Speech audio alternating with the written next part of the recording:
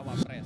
Oleh karena itu sendiri menjadi tumpuan utama koalisi bersama Nasdem dan Partai Demokrat. Syederalun pernyataan Sekjen PDI Perjuangan Hasto Kristianto yang menyatakan tak mau berkoalisi dengan partai pengusung Anies Baswedan ditanggapi oleh PKS.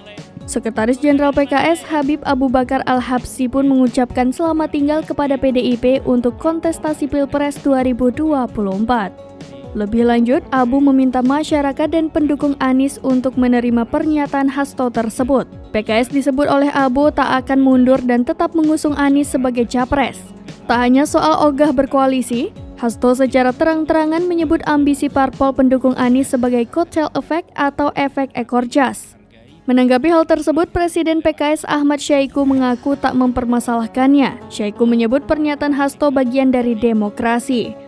Lebih lanjut, Syahiku menuturkan dukungan kepada Anies Baswedan merupakan momentum untuk dapat menyongsong masa depan Indonesia yang lebih baik.